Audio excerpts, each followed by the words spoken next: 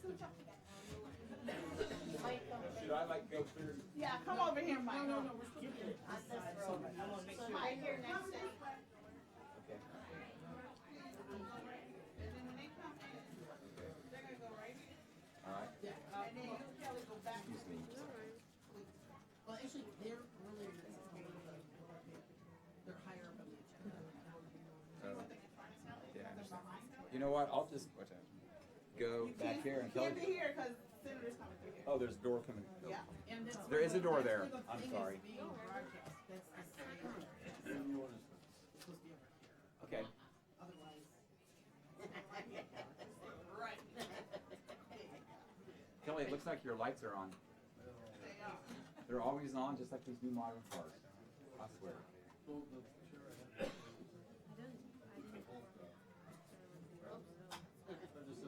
Well, I could have light in me. Okay, fine. One of them can fit There. Rochelle. Sure. Mine are, I think, are old school gold. One can fit there.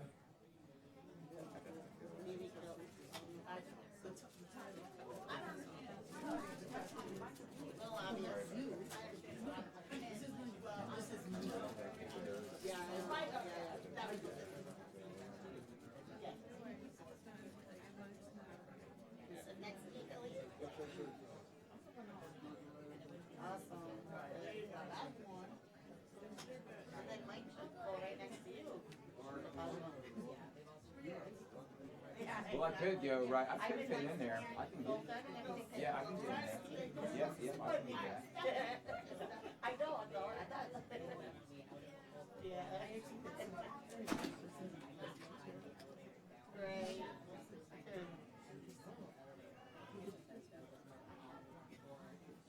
Maybe Allison can get closer to. We're fine.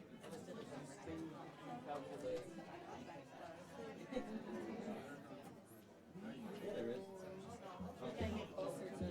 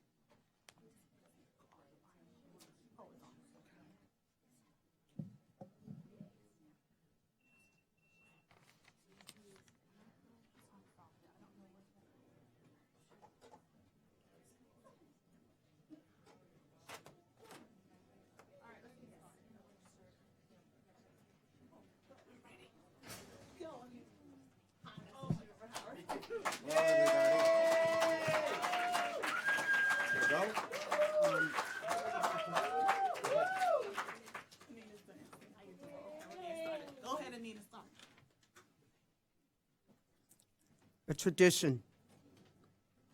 Lift every voice and sing, till earth and heaven ring. Ring with the harmonies of liberty. Let our rejoicing rise high as the listening skies. Let it resound loud as the rolling sea. Sing a song full of faith that the dark past has taught us. Sing a song full of hope that the present has brought us. Facing the rising sun of our new day begun, let us march on till victory is won. Welcome, everyone, to the reintroduction of the Disability Integration Act. My name is Anita Cameron. I am a national organizer with ADAPT, and it is my honor and pleasure to introduce to you the Senate Minority Leader, my senator from the great state of New York, Chuck Schumer. Thank you. Thank you so much, and it is great to be back on such a wonderful occasion. I want to thank all of my advocates in the community for being such strong supporters through the years as we are moving forward to get the Disability Integration Act passed into law. I'm proud to reintroduce the legislation. And as you know, I've been an advocate and champion for the disabled community throughout my Senate career. And as you all know the story, this is what introduced me to it. Across the hall from us in our apartment building was then a little boy named Joey. He was in a wheelchair. And sometimes his mom would ask me to take care of him.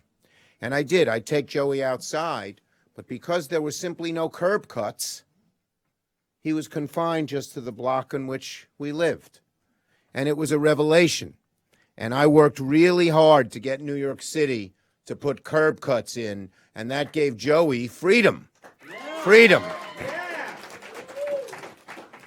And that's why I fought hard for the ADA back in 1990, and I worked with the great Bob Casey to get the ABLE Act to become law in 2014. So we have made some progress, but we have more to go. We're not going to rest on our laurels, are we? Right now, a person who needs long-term services and support has a very limited choice where they can receive services, and it's irrational and expensive. People with disabilities are often denied the choice to stay at home and get services. It means people are placed in institutional facilities far away from their families, far away from their jobs, far away from where they work. It makes no sense. And the people in the disability community, like the rest of us, should have the opportunity to live the lives in a community they're part of with their loved ones. That's all we want to do. That's why I authored the act. That's why we got to do everything we can to make sure Americans with disabilities have the resources to live and thrive in the comfort of their own homes and communities if they choose to. Our bill is simple. It says that any individual with a disability who's eligible to receive institutional care should be given the option to receive the same long-term services and support at home, just as they'd receive it in an institutional setting. And the legislation, I have to say, would not be possible without you, the great advocates who have come down here regularly. I want to thank Bruce Darling. Bruce? There you are. From Rochester, New York, and Stephanie Woodward, who have worked with me, and they convinced me to be the sponsor of this legislation. I want to thank all the groups here, ADAPT, the Council on Independent Living, the American Association of People with Disabilities, and AARP. And I want to thank both Senators Casey and Gardner for their support on this bill. Now, let me say this. There is no better day to reintroduce this bill than on Dr. Martin Luther King's birthday, because this bill is ultimately a civil rights bill. At its core, it's about one simple thing. People with disabilities must be treated equally to those without. I'm reminded of what Dr. King said that inspires me and I hope will inspire you. He said, "The arc of the moral universe is long, but it bends in the direction of justice." We, together, can bend that arc a little more towards justice for those with disabilities by passing this legislation. So let's get to work. Thank you, everybody. Great to see you, and we'll keep working till we win, right? Thank you. Thank you. Thanks, everybody. Thank you. You look very nice, by the way. Well, we usually see each other like here.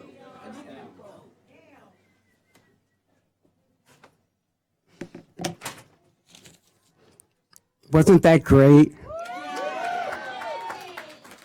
Senator Schumer has been a true friend of the disability community.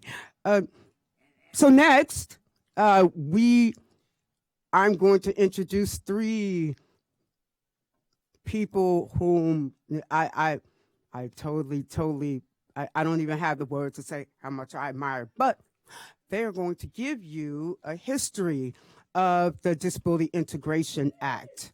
And so I want to introduce them actually in proper term, Mike Oxford.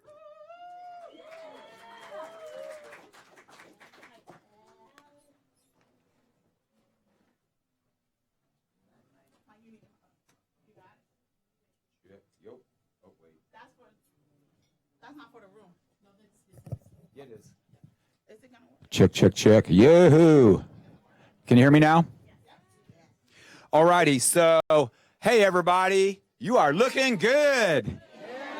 And this is a day to celebrate. So, real fast, I got to give the quick kind of history of how we got here today, according to me, and sort of adapt, okay? So, beginning in 1990, ADAPT shifted gears from access to transit and the Americans with Disabilities Act to this issue, ending the institutional bias so people could live wherever we want to live and do what we want to do like everybody else.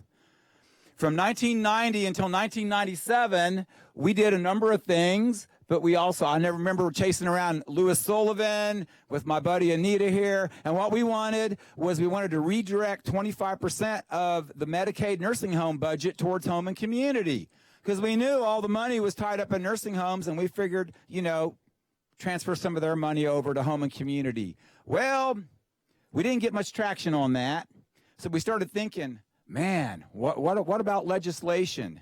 So we decided to have our first sponsor be arguably the most powerful politician in America at the time and one of the most conservative. Newt Gingrich introduced our first bill called CASA, 1997.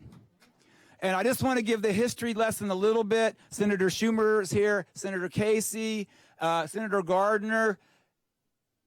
The hearing we had, when I saw Newt Gingrich coming down this aisle into this hearing, arm in arm with Dick Gephardt, and they did not like each other. As far as we know, they never did anything together.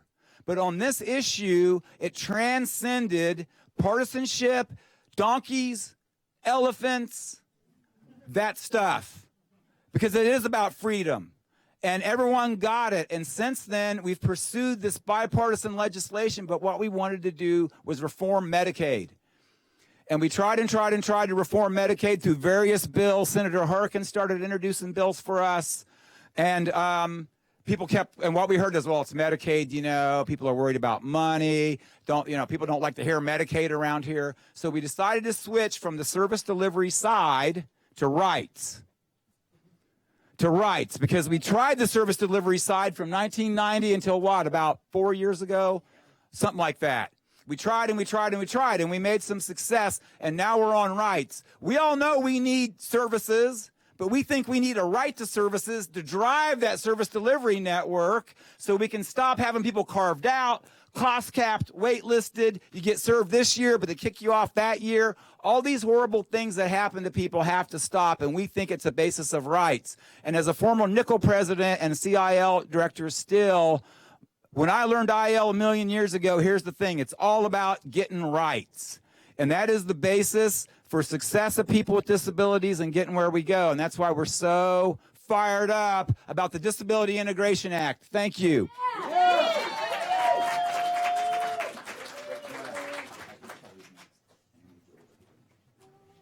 All right. Yeah, Mike. Yeah.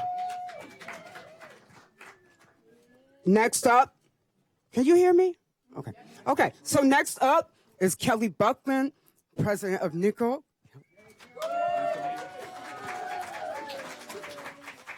Thanks, Anita. Thanks, Mike. Wow, you guys really do look good. Hey, this is really exciting to be here today, and it's really an honor and a pleasure for me to be here. I'm not going to talk very long because there's a lot of people on the agenda, but there's always been like a symbiotic relationship between ADAPT and Nickel, and I think this year we really kind of took it to the hilt. When Bruce Darling, ADAPT organizer, and Kelly Buckland, Nickel director, got arrested together up here in the Capitol building. And I just really have to give a shout out to all the centers and all the Nickel members here and in the room and across the country. You guys have really stepped up, and I've been really proud of the work that you've been doing. Just keep it up. We got to keep this going.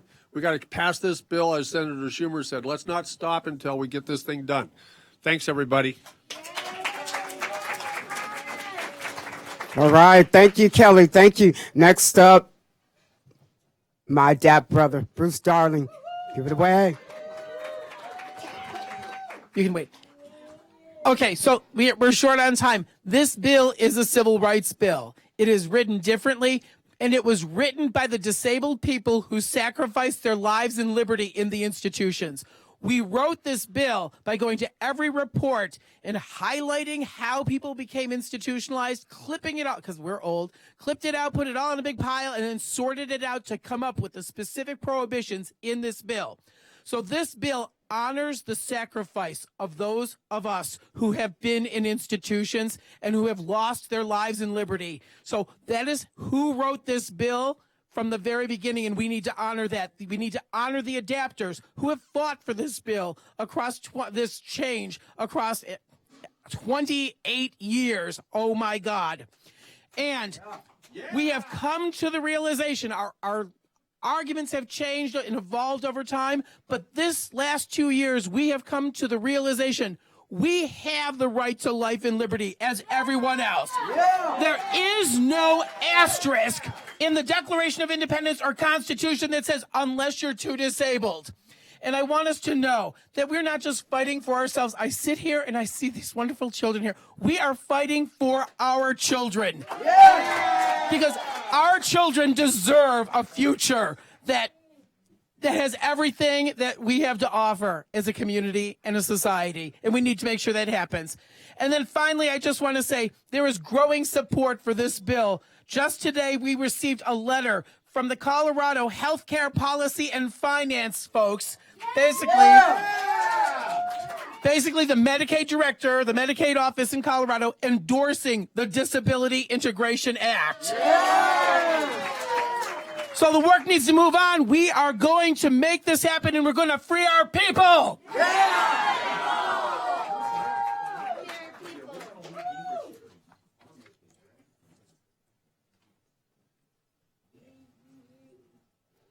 Thank you, Bruce. Yeah. All right. So, are they here? Okay. So next up, I have the pleasure of introducing Amy Boss from Congressman Jim Sensenbrenner's office. Please come forward and speak to us. Thank you.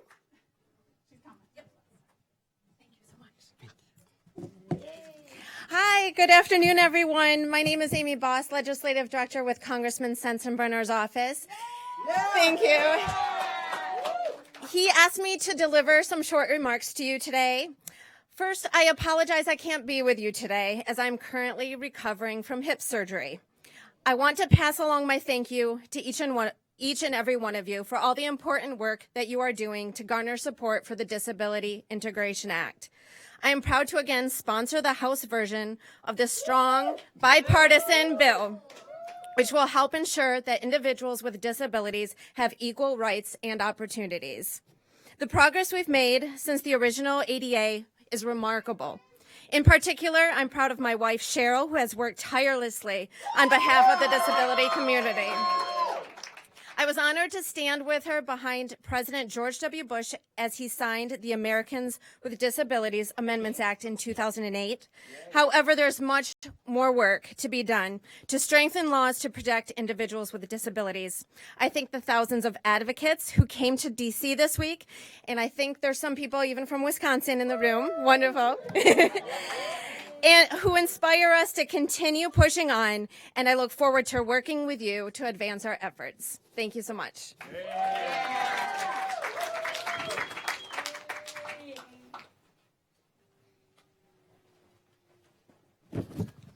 Thank you so much, and Congressman Sensenbrenner, we certainly appreciate your leadership on this. Thank you so much. So next up is Rhonda Richards from the American Association of Retired Persons. Yeah. Please. Thank you. Thank you, Anita. Good afternoon, everyone. Good afternoon. Yes. AARP is pleased to be here today to support the Disability Integration Act and join the long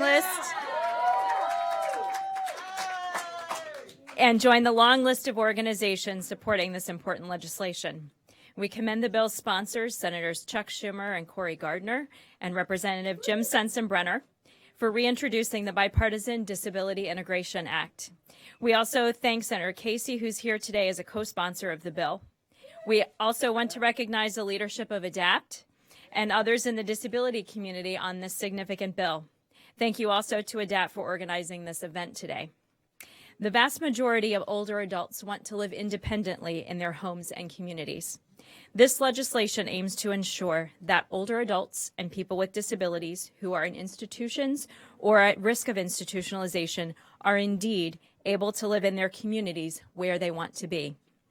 Achieving the goals of this legislation requires efforts of the federal government, states, local governments, those who provide community-based services and supports, insurers, managed care plans, housing providers, the workforce, and more.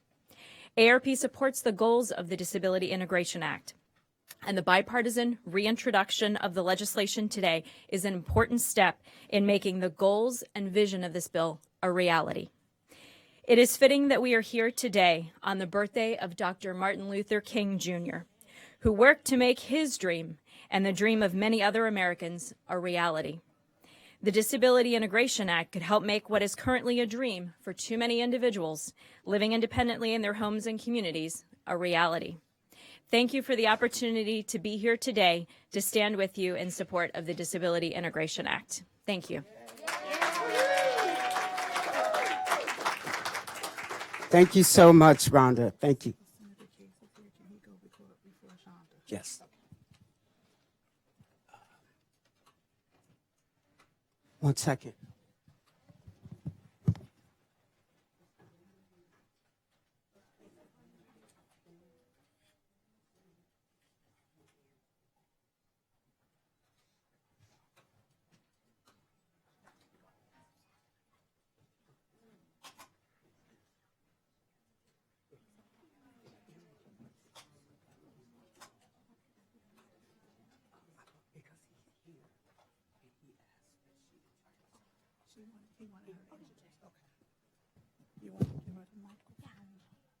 When she's ready, hold on. You want to bring them on this side? Just on the other. Just right here. Turn right there. But not there. You go. Sorry. Can we do this? You good? Okay, you good. All right.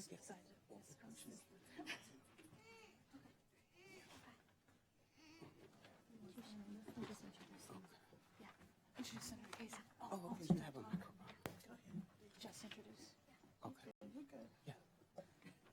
introducing the senator, or Introduce the senator, and then you all can make your remarks. Just because he's here already. He's here already. Hi, it's my honor to introduce you to our senator from Pennsylvania. He is someone who has my unending gratitude for the work he has done to fight for families like ours and for people with disabilities across our country. My senator, and more importantly, Abby's senator, Bob Casey.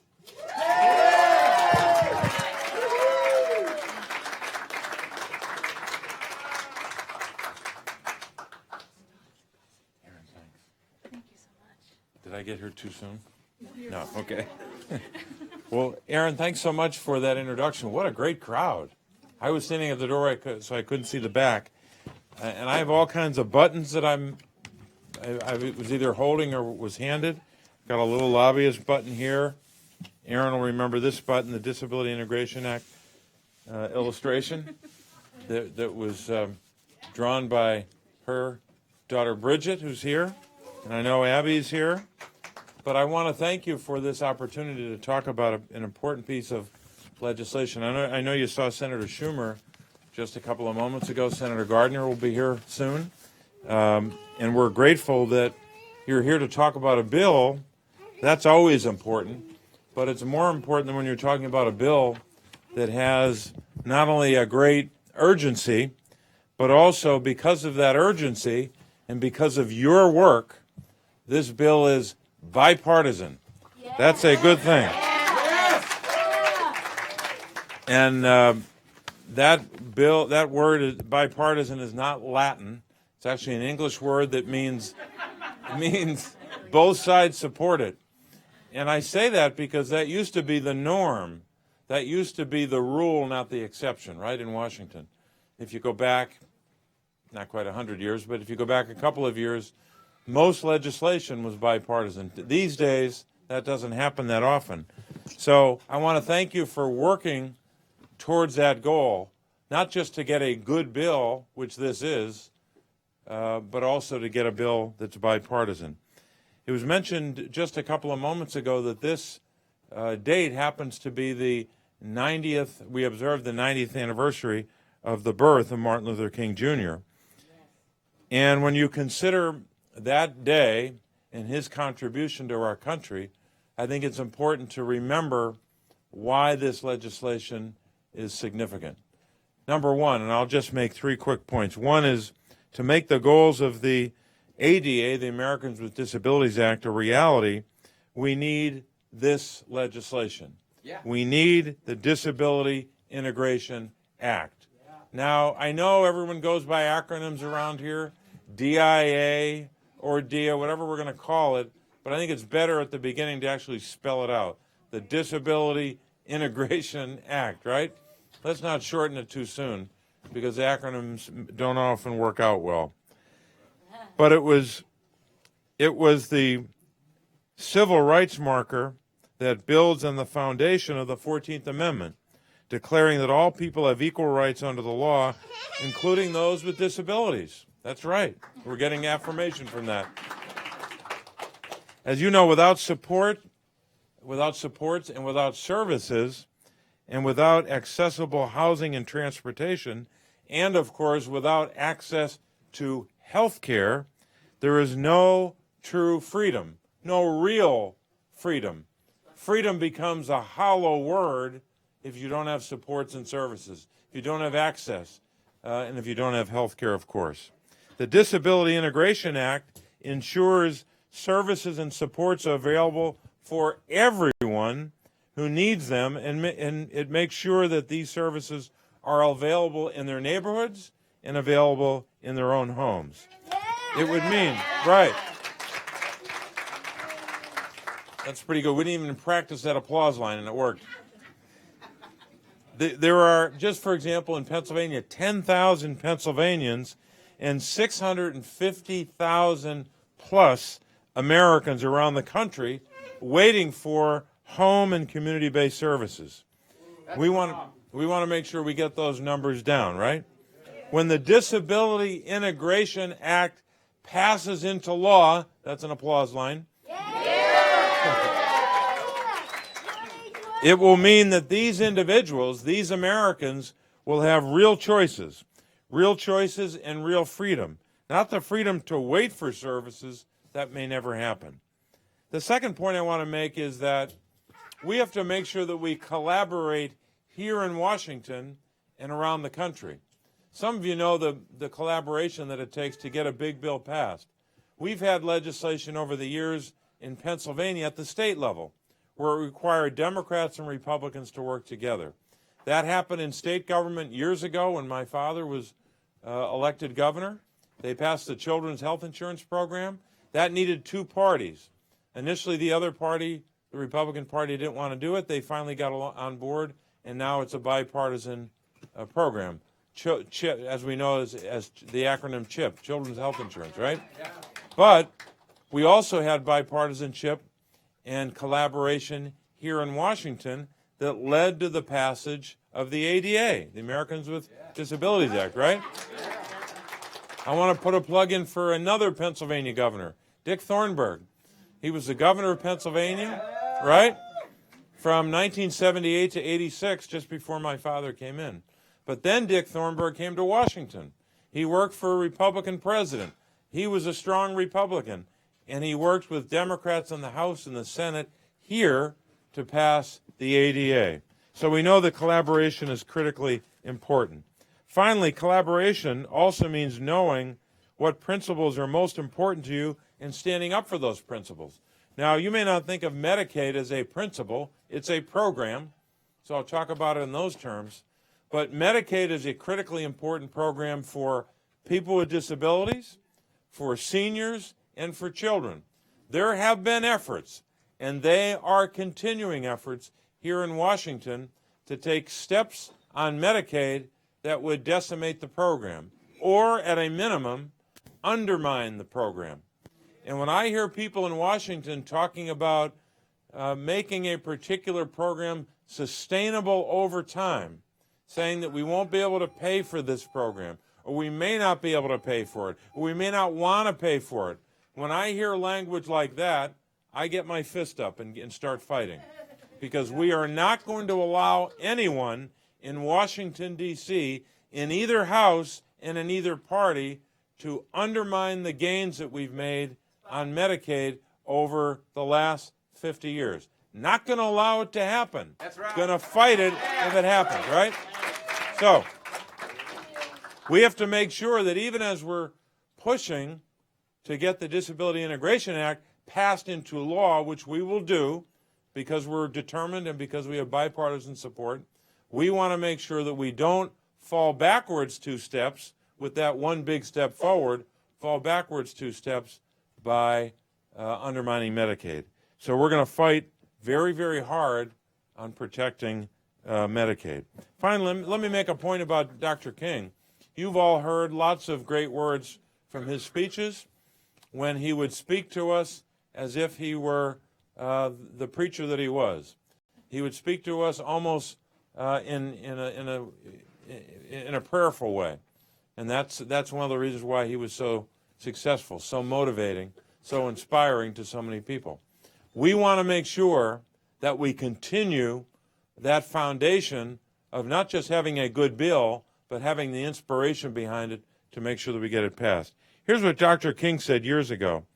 He said the following about what happens when we focus on justice and injustice. He said, quote, "Injustice anywhere is a threat to injustice everywhere." Injustice anywhere is a threat to injustice everywhere. So if we see injustice in our midst and we don't fight against it and tear it out by the roots, ultimately it's going to hurt all of us. We found that to be true in our history. And thank goodness the people in this room have believed in rooting out injustice and putting in its place the full measure of justice itself.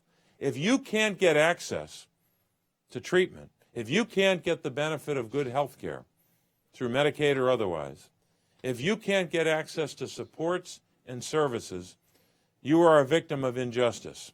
We want to make sure that by passing the Disability Integration Act, that we provide the full measure of justice in America. We are not there yet. I know we have the ADA, that is great, but that legislation will never be fully implemented until we have the full measure of justice. Thanks for helping us get to this point. Let's go out and pass the Disability Integration Act. Thanks, everybody. Thank you. Thank you. Thank you, Senator Bob Casey. Hi, everybody. I am Elena Hung. I am the co-founder of Little Lobbyists. Thank you. Thank you so much. We are a parent-led organization of families with children with complex medical needs and disabilities.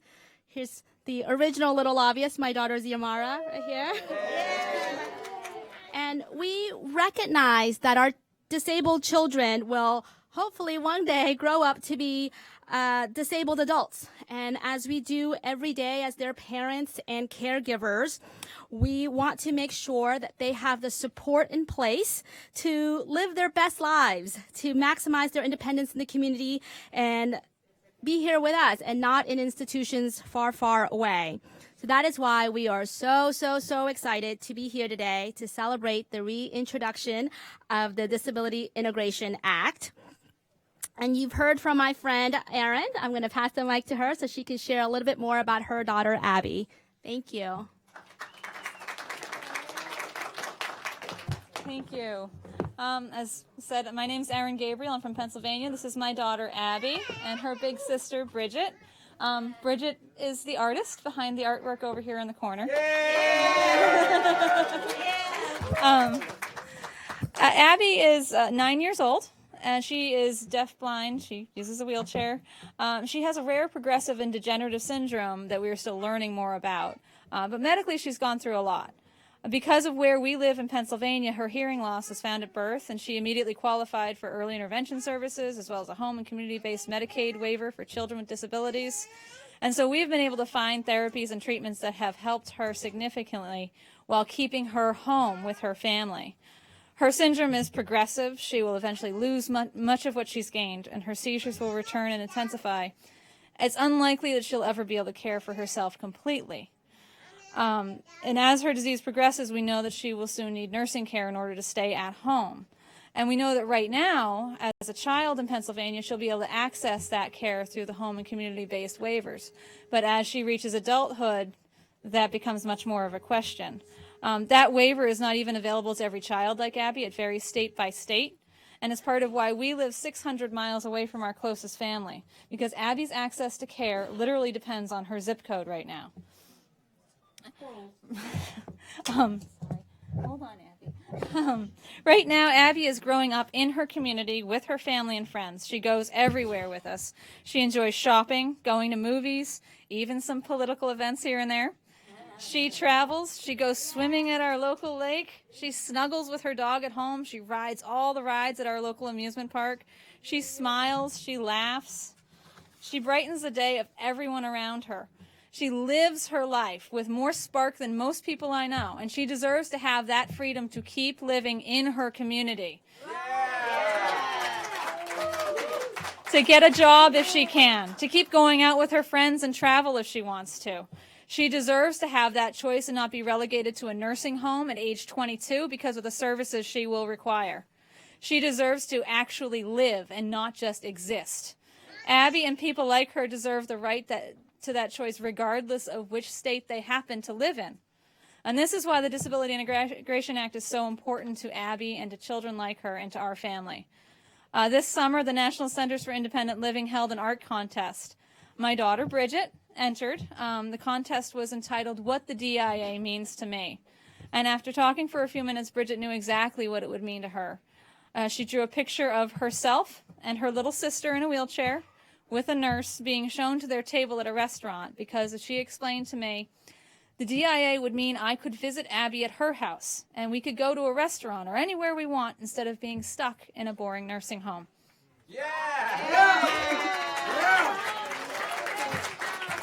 The DIA means families can stay together and people with disabilities can participate in their communities and live their lives just like every other American. Thank you.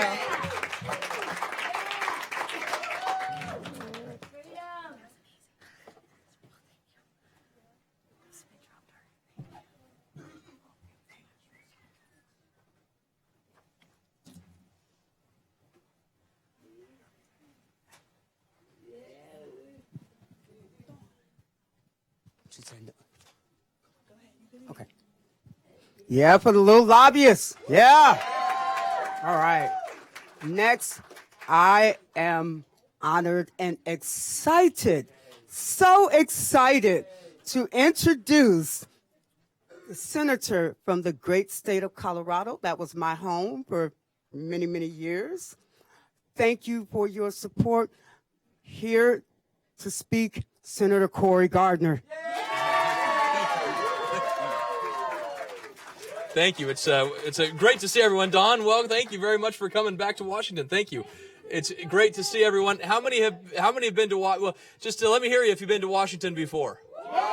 So, okay, so that's everyone who's been to Washington before. So welcome back to town, and thank you very much. And I want to thank you for being here to celebrate this day and the introduction of the Disability Integration Act. Congratulations on the introduction of the legislation. And no, I know she does. That's good to see you again. Nice to see you again. And we celebrated with some cake and punch and pizza the other day, didn't we? That's right. Legislation is obviously a testament to the strong power of the coalition, the dialogue between lawmakers and constituents across the country. And thank you for that. And you have long communicated your needs and our needs in this country to live in and to be fully integrated into all of our communities. And individuals that need assistance with the tasks of daily living should be able to determine which setting is best. And I think that's what this legislation, which best fits their needs and not be forced into an institutionalized setting. And that's what this legislation represents. And so thank you very much to ADAPT for working with my office on this. I look forward to continuing our strong dialogue moving forward. And I know you've had a busy day. Have you already done Hill visits? You're doing more Hill visits tomorrow? But I'm basically ensuring that people are able to live in the community where they want, how they want, that we're able to make sure that we have the choice between living in a setting that best fits their needs, your needs. I think that's important, and that no one should be forced into a situation that doesn't fit their needs and their best needs, and that we have the community-based services and the support that we know this legislation can. So Colorado, I think all of us are on the bill in Colorado. Is that right? So the entire delegation is on the legislation. So that's right. And I will credit all of that to the work Don and the Colorado folks have done. So, yeah.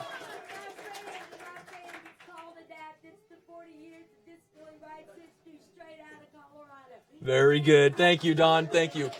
But enjoy the rest of the day here. Thank you very much for letting me be a part of this. And I hope that we will see success with this legislation, and not just introduction, but success with passage of the legislation.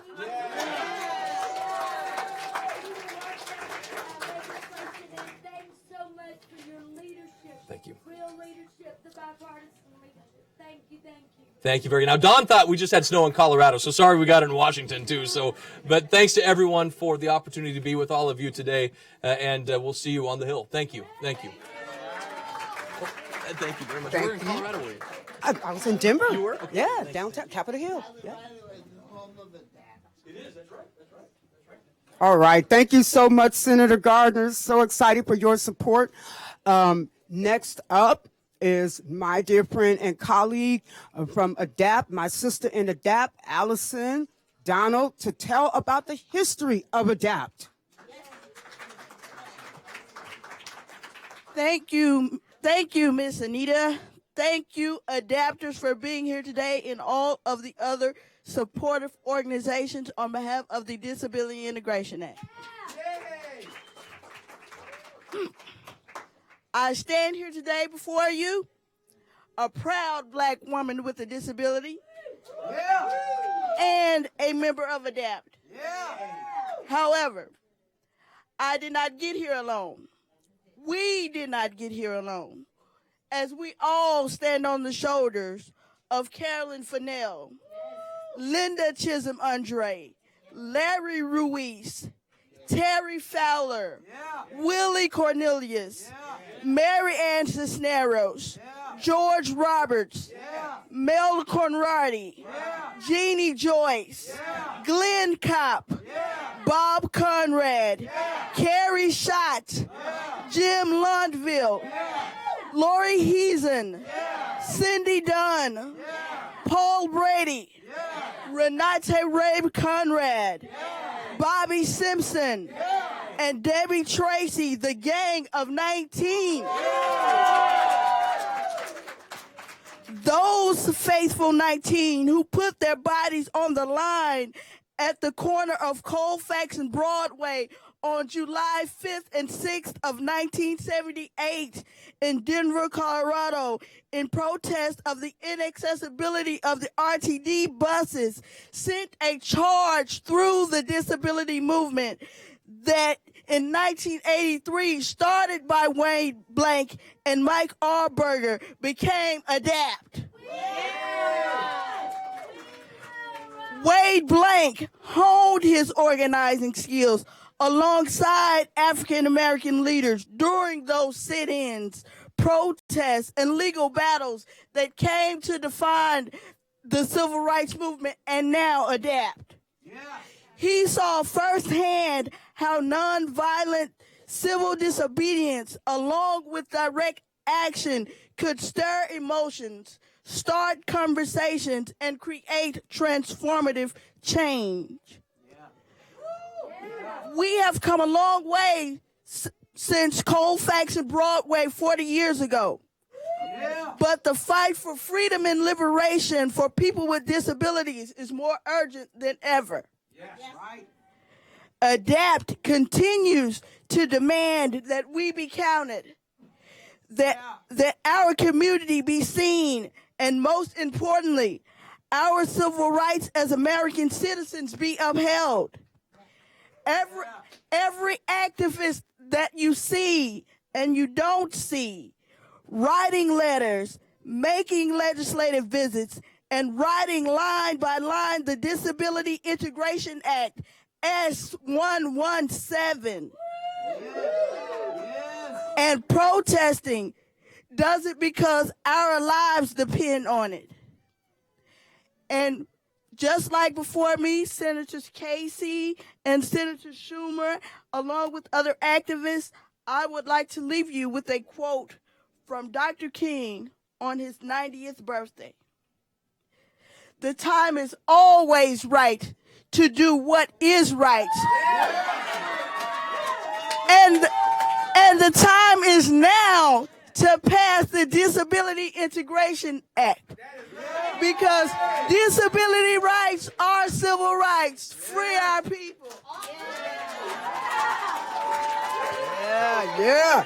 Thank you, Allison. Thank you so much for that. A sister ain't never lied, okay? All right. Okay, so some of y'all know that my day job is Director of Minority Outreach for Not Dead Yet. Okay, Not Dead Yet is a disability rights organization, premier organization, sistering with the DAP that fights against doctor-assisted suicide and euthanasia of people with disabilities. And next, we have our board member, our board officer, Shonda McLaughlin, to say some words for Not Dead Yet.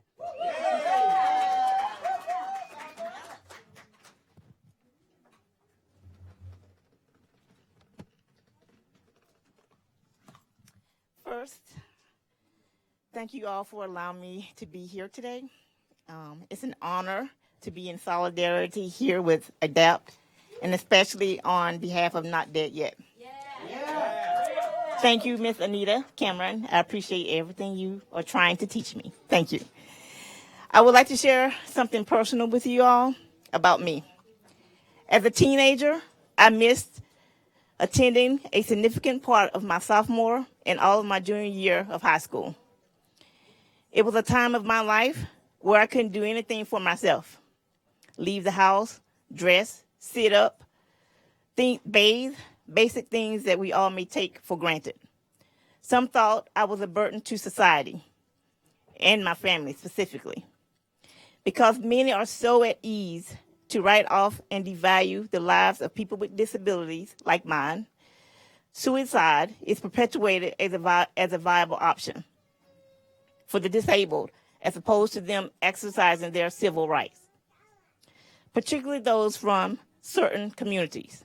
For example, non-disabled who express suicide will be offered prevention services, while their counterparts will be assisted with suicide.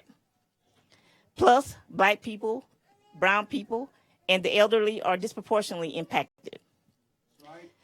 Still, I somehow believe that I was going to college regardless of my circumstances, meaning everyone was telling me I couldn't go to college. Why? Stem from advocacy efforts from parents of children with disabilities, legislation like Rehabilitation Act and the Americans with Disabilities Act made it possible for me to attend college. Most importantly, however, the vocational rehabilitation program afforded me the opportunity to temporarily have a personal care attendant, which made it possible for me to choose to participate in some aspects of my collegiate life. Since that time, however, I've done other things, and I went on to earn my PhD. Thank you. Sometimes I go back and say nah to those who say I couldn't do it. Maybe I didn't say that. The Disability Integration Act is comprehensive, and it assures full integration of people with disabilities. Eligible persons would have access to long-term support services and a federal right in choosing how they receive those services. So Not Dead Yet and ADAPT advocate for policies that promote life and liberty for persons with all disabilities. Thank you, ADAPT, for your promotion of the Disability Integration Act.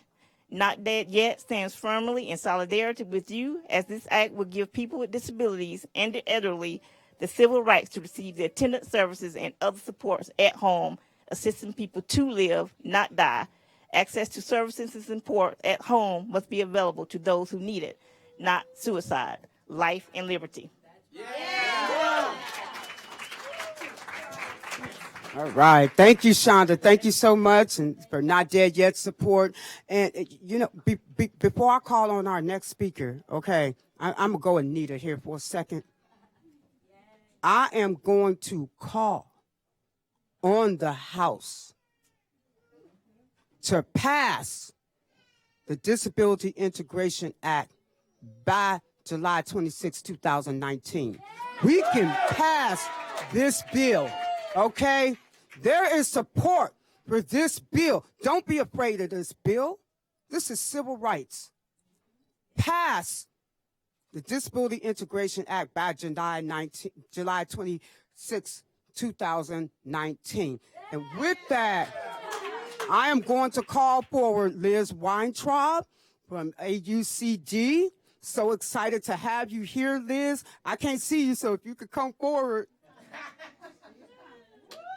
All right. Thank you.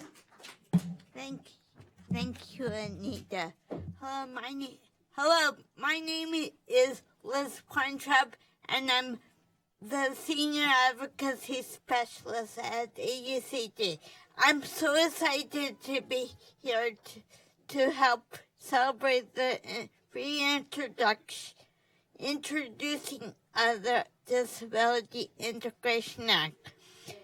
Thank you to Senator Schumer and Representative Sensenbrenner for introducing this important legislation in the 116th Congress. And thank you to all of our congressional champions, including my friend Senator Casey. I remember when this act was first introduced in the 90s under the name of MCASA. We sure have came a long way. But as the saying goes, there's still miles to go before we can sleep or claim victory. In the late 80s, I was forced into a private institution. They called it a community. In fact, that's how they got my parents to send me there, because my parents thought, what could be so wrong with the community? When I got there, I found out in reality it was an institution. This experience made me committed to my self-determination and to self-determination for all. For me, all means all. Community is for all. Community is for all. The DIA is about the civil rights of all people. We all have the right to live to life in real community. We all have the right to get support in our community. Today, my husband and I live in the real community with support from an agency that helps us with daily living skills. Let's make 2019 the year to pass DIA. It's time to stand up for the rights of all people. Thanks.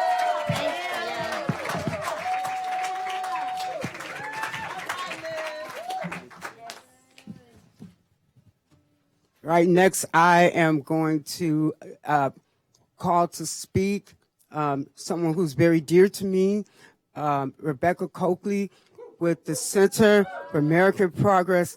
Please come. Thank you so much.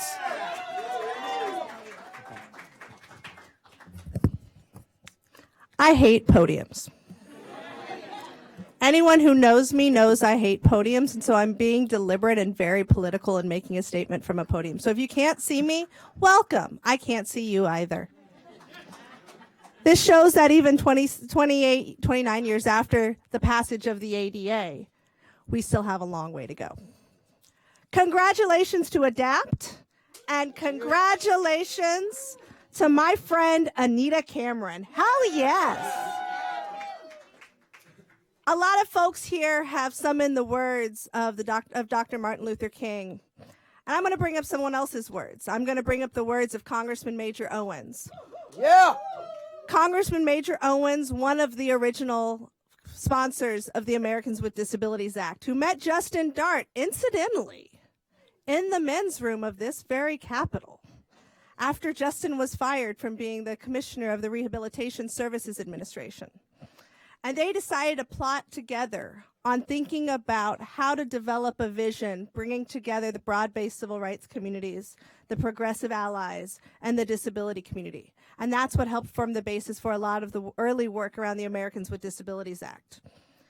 However, when the law was signed, and I thought about this because somebody mentioned cake a few minutes ago, and cakes were given to the sponsors of the ADA. One cake was missing. The cake that belonged to Congressman Major Owens, who was also the chairman of the Congressional Black Caucus and the chair of the House Ways and Means Committee. So every time I would go visit Major, I would bring him cake. And so I encourage you today, when you think about eating your cake, think about who should be eating cake. Folks in institutions that don't get to choose what they eat. Right. And in the words of Congressman Major Owens, yes, Xiomara, yes. In the words of Congressman Major Owens, our enemy is not each other, our enemy is segregation. That's right. Yeah. So this day is your day, Anita. The DIA is your legacy, sis. You cannot separate the legacy of the Disability Integration Act from marginalized communities. We know that those who are locked up are disproportionately Black, brown, LGBTQIA folks, immigrants, etc. And the fruits of your labor, my sister, will be if 20 years from now, this room is way more queer, way more Black, way more brown, way more immigrant. Yeah. And the abiding hope that I have is that at that time, 20 years from now, Anita, that our community, meaning society, and also, yes, our disability community, is deserving of them. The disability community has gained significant attention, and justifiably so, from our progressive allies in terms of realizing that we demand to be at their tables and no, not on their menus. Right. As we see different organizations, different legislators draft proposals centered on LTSS, it's imperative that we ensure that they all combat the institutional bias. Yeah. DIA gives us a place to have this conversation. The Disability Integration Act allows us to talk about how we ensure that jobs, schools, and healthcare systems are ready to meet these folks where they are. Not to see them as broken, but create an environment where every person with a disability, regardless of the type of that disability, regardless of their background, can bring their whole selves to the table.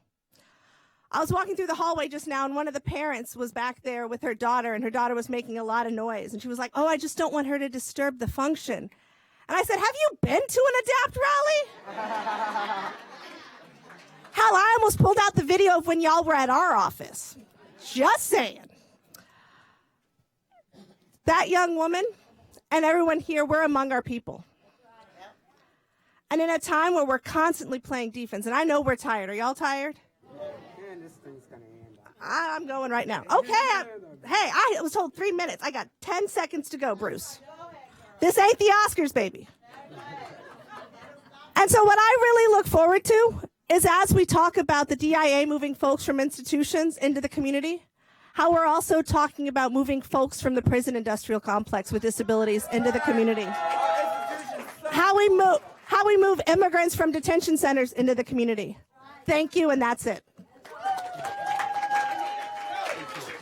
All right, everybody.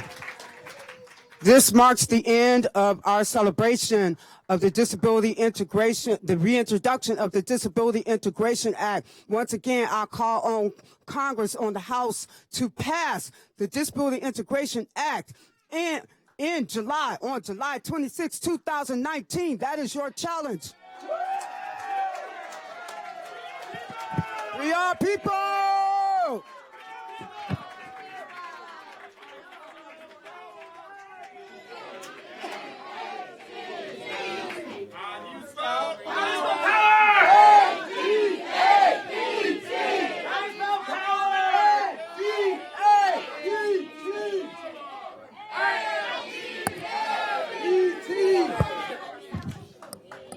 All right, so You got it. all right, so everyone, now that we all got in this room, we have to get out of the room so they can set it up so we can come back into the room. So go into the hall, mingle, celebrate. This was a great day. Whoa. Thank you. People in the back,